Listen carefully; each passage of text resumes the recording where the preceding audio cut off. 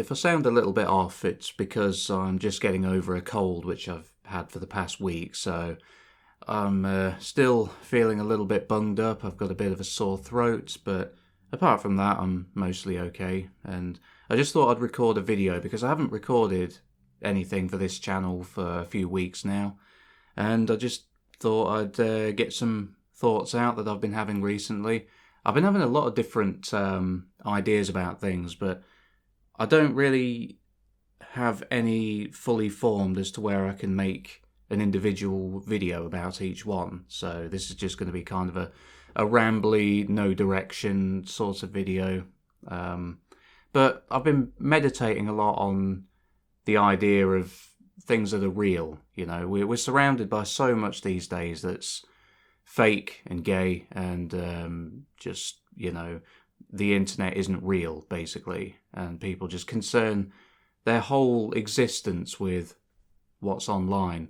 And I've just been focusing on things that are entirely offline, or mostly offline. So something I was doing today is we've got this plant, it's called a ponytail palm. I'll put a picture up so you can see what one looks like, and we've had it in the living room for a little while, and it's not been doing well, you know. If in the interest of honesty, I'll admit that we've not really been looking after it. It's not been in the correct position to where it can get lots of sunlight. It's not been watered properly, so I've just made it a little project of mine to trim the dead leaves, repot it, put it in some new soil, and relocated it into a new place in the house. So I've done that, and I've got it in my study now, and it's in pretty good direct sunlight by the window on my desk, so hopefully it'll recover, and I'll have played a part in getting something alive but struggling to return to how it should be, which is a healthy, green, lush-looking ponytail palm plant. And stuff like that, it's tremendously good for you psychologically, I think. Like, something else that I've got is I have a betta fighting fish. He's called Malcolm, and he's a red one. He's obviously a male one. And it gives me a lot of pleasure just to watch him, you know, lazily swimming around in the water in the tank that I've got for him. I've got plants in there for him. I've got little hiding places, you know, a big chunk of pink quartz, which looks nice in there. There's a sandy bottom, a piece of wood in there as well, which, if you don't rinse it off before you put it in the water, it gives the water this really nice sort of, like a coffee sort of colour, like a tint. And it's just an all-round really nice looking little setup. And he's happy in there. I've had him since August last year. He's doing well. So, you know, it's another thing, looking after a living thing. It's, like I said before, it's really, there's nothing quite like it, you know, owning a pet or taking care of a plant, or obviously having kids if you have kids. I don't have kids, but, you know, I've got other things that I do to occupy my time. But it's not just looking after living things that can evoke within you a feeling of connection to the natural and to the real, you know. And getting out in nature and walking is something else, which is just that few things compare to it, you know, because it's exercise, it's fresh air. If you can get to somewhere with a lot of trees and foliage, that's ideal, and it really activates something within your brain. The chemicals it releases, that's where you should be getting your dopamine from, not from TikTok or Instagram or, you know, arguing with people in YouTube's comment sections on politics videos or anything stupid like that. You should get your dopamine from being in the woods or walking by a river or something like that. Or, you know, if you live near like a desert, if you're in America or something, go out and look at the cacti. It's going to do you a lot more good than worrying about what's happening with Iran and oil prices and stupid things like that. And the products of nature which are available to us, you know, their importance cannot be overstated. There's the obvious ones, fruit and vegetables and, you know, meat and stuff like that. But I'm thinking of something else, to be honest. Now, bear with me. I enjoy the occasional cigar. I like smoking cigars. My personal favourite is the Arturo Fuente from the Dominican Republic. I buy those every once in a while. Not that often, probably like once or twice a year on average, but I didn't buy any last year. But there's something about smoking a cigar.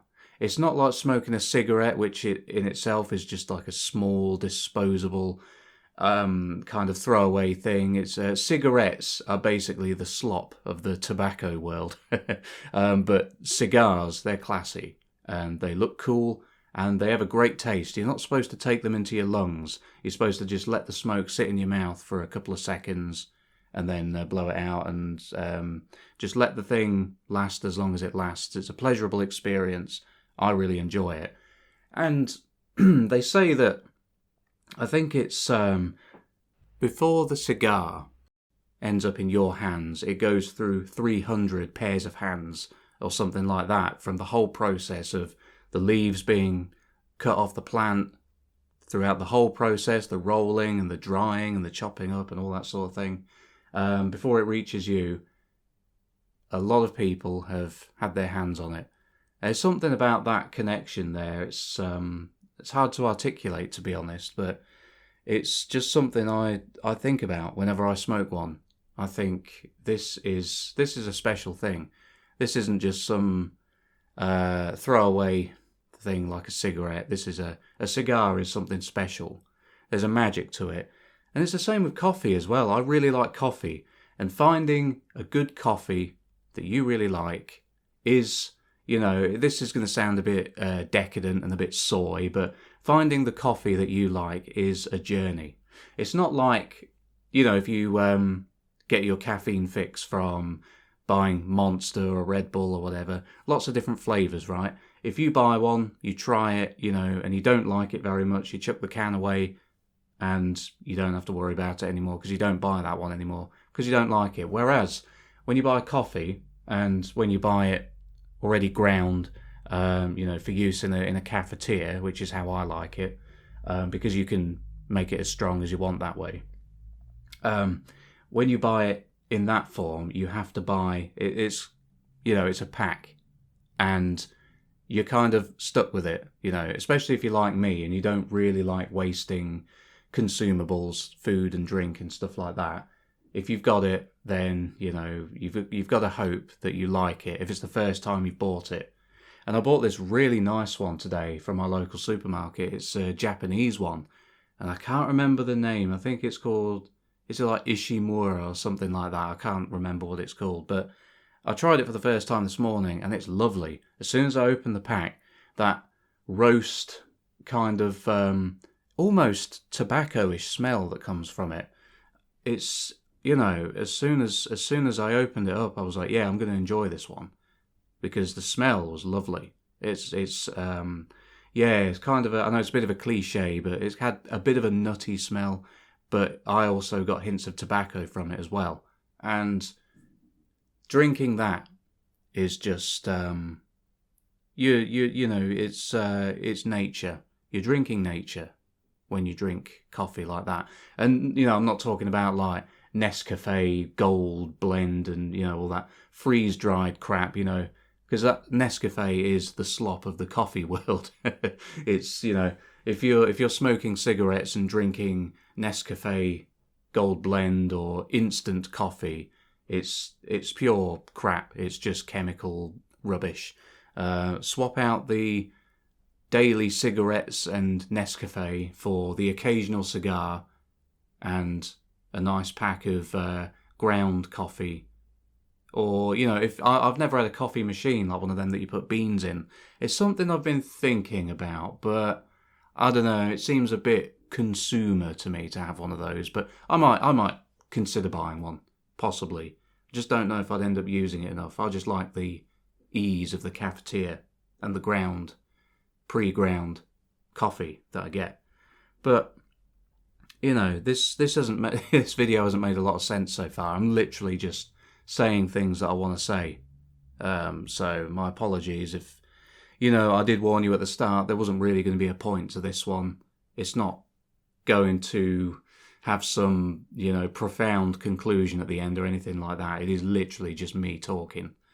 And we're going to pivot sharply because I've been talking about coffee and stuff. No, we won't pivot sharply just yet, actually, because, I've been, like I said, I've been walking, and I've started watching my calorie intake as well, because I've said before, I'm a little bit overweight. I'm quite, quite overweight, but, not morbidly obese. It's if with creative clothing choices, I can pretty much hide it. I'm not somebody you look at and think, geez, what a fat bastard, lose some weight. But I am overweight and I'm working on it. I'm watching my calorie intake. I've not really changed the food that I eat per se. I still do eat a lot of slop, sadly. I'm trying to work my way towards just whole foods and stuff like that. But I have been watching the calories, and over the past week I have been well below the below maintenance of 2,500 calories a day. Like yesterday, I think my grand total was about 1,500 calories. So I was 1,000 below what I need as an adult man, which is good. And I feel so much better for it. I'm sure you've heard that from everybody who's dieted for any amount of time, but I do feel a lot better. And the thing is, it's a strange feeling of being not hungry, but also a bit hungry all the time. And I think feeling slight hunger all the time, not, horrible hunger pangs or anything like that, but just feeling a little bit hungry all the time, that makes you feel alive. That makes you feel more alive than you do when you feel sated all the time, because you have 3 calorie dense meals per day with loads of snacks in between. It's because if you're living like that, like I have done in the past, and I'm changing now, then you're basically a battery hen. You sat there getting plump and fattened up by all this crap you're sort of feeding yourself, and it's like you're a willing battery hen as well. Because those battery hens that, they feed them up to get them all fat to deliver to KFC, all that sort of thing, they don't have a say in it. But you do have a say in it if you're the one that's doing that to yourself. You're the one making the decisions. So it's something you need to stop. It's something I'm stopping. And hopefully, I'll be able to lose a good bit of weight. I've done it before. At the start of last year, I managed to lose 10 kilograms through dieting and regular walking and exercise. I was burning off lots of calories per day and eating low-calorie foods, lots of fruit, lots of veg, lots of whole foods, lots of steak and chicken and eggs, and I was doing really well. But then I just got complacent. It gets to where you're like, oh yeah, I've done really well these past few months. I'll treat myself today. I'll have a bit of chocolate or whatever. And then the next day you do the same thing. 2 days in a row, that's nothing. And before you know it, weeks have gone by, you've been eating like a pig, and you've ballooned out and you're a fat bastard again. That's what happened to me. But I'm not going to do that this time. I'm going to stick with my diet. It's I feel better, physically and mentally for it. And it's another thing that's real, getting out there and exercising and eating foods that existed 200 years ago. That's kind of what I think is the ideal sort of diet to go for, because you get people, extremely online people who are like, oh, eat 50 eggs a day, bro, and stuff like that. It's like, that's ridiculous. That's just cartoonish in its stupidity. The ideal diet, in my opinion, is to look at a piece of food or a food item or whatever, drink, and ask yourself, did this food item exist 200 years ago? You have to go 200 years back, because 100 years ago, Coca-Cola existed. So sadly, 100 years, we've been eating slop for over 100 years, really. But 200 years ago, that would put you in 1826. And people were, when it came to their diets, they were a lot better than we are now. They didn't have the high fat content. They didn't have the immense amounts of processed sugar. So if you can look at something and say, did this exist 200 years ago? It's probably okay to eat. Now, granted, certain things like, bacon, that existed 200 years ago. That's fine in small amounts, not 4 times a day or anything stupid like that. And I'm aware that there's a lot more processing involved in the creation of bacon now than there was back then. You obviously have to judge it on a case-by-case basis, but as a general rule, 200 years ago, did this thing exist? Yes, then I'm probably okay to eat it in moderation. And that's sort of the philosophy that I'm aiming towards with how I want to eat going forward. And now I'll take a hard pivot, because we've been talking about natural stuff, food and tobacco and drink and stuff like that, and calories and walking and exercise, but other things that I enjoy that I consider to be natural things because they're products of human creativity. I'm a big fan of the weekly British comic 2000 AD. Most of you will know that as the home of Judge Dredd. I really enjoy Judge Dredd comics, and I get it delivered every week. And the thing is, that's another thing that you need as well. You need something regular to look forward to. There's people talk about how you need structure in your life, and what they're referring to with that is work, and essentially busting your balls at a shitty job, every single day, and that gives you quote-unquote structure. Well, what you need is something enjoyable as your main structure. The work should just fund the enjoyable, regular thing that you do. For me, it's this weekly delivered copy of 2000 AD. I should be getting a new one in the post today. But for other people, it could be your, several visits to the gym every week, which is, is obviously a really good one to have. Or your planned, hanging out with a good friend or relative or somebody that you just play video games with or something like that. That does you a world of good, just something like that. And, I've really enjoyed 2000 AD because it's something that goes back to the 1970s. It's been an enduring thing. It doesn't have the immense popularity these days that it did back in like the 80s and 90s, because most kids back then, they would go to the newsagents, they would pick up their new copy every week when it came out. These days, I don't think kids are really into it. It's more for, older man children like me. But it's still good, and it's still something that I look forward to every week.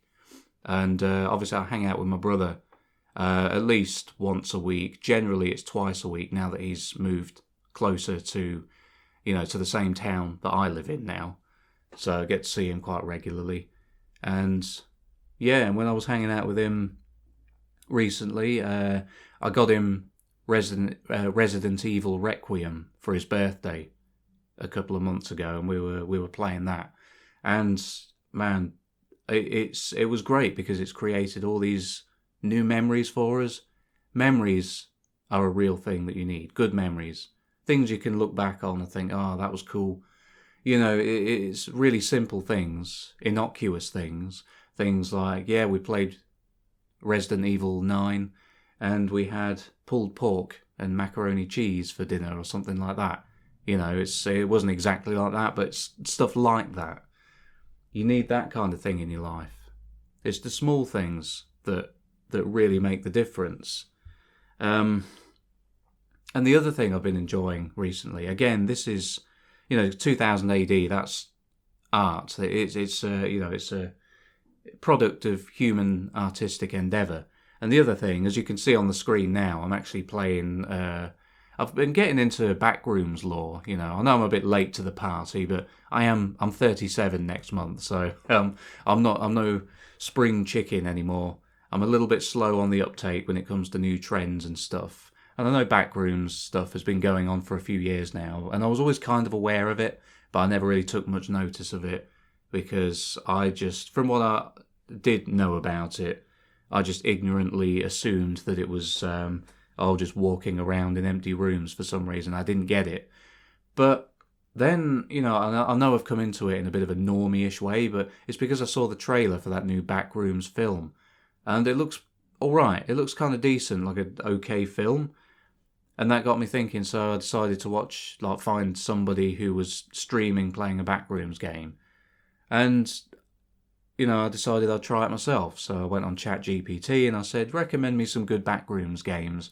Ones that are not about evading enemies or anything like that, but one's just about the exploration. And it recommended me this one you can see on the screen. It's called Pools.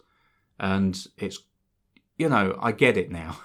I played through it. I completed it in a few hours, and it's all just about the sound design and the atmosphere and stuff. And it got me thinking how literally you're walking around in these liminal spaces and it's all empty and it's pure atmosphere and it's kind of sterile and clean looking. And yeah, it got me thinking how this kind of thing could only become popular in the sort of society that we find ourselves in now, because everything is sterilized now. It's void of meaning. It's empty. And, art is always an outgrowth of society. Culture is downstream from... I think culture is downstream from law. And, what the way you're forced to live is what informs your art. And the people, the guy, I can't remember his name, it's Kane something or something Kane, I can't remember, but he started the Backrooms as an online project. And he's really onto something with the, this feeling of the empty, sterilized, overly clean-looking void, but with an air of menace and unease and anxiety, that undercurrent. He's really hit upon something with that. And I'm a hardcore Backrooms appreciator now. Backrooms enjoyer. I've played Pools. I played another one yesterday. It's got an unpronounceable name. I think it's called like Animeopolis or something like that. That's another good one. I finished that one too. And I've got some others in my wish list on Steam. And I'm going to check out, because ChatGPT recommended this site called, I don't know if it's pronounced itch.io or itch.io or what, but they're browser games on there. And that's like real niche stuff, which I've always been attracted to.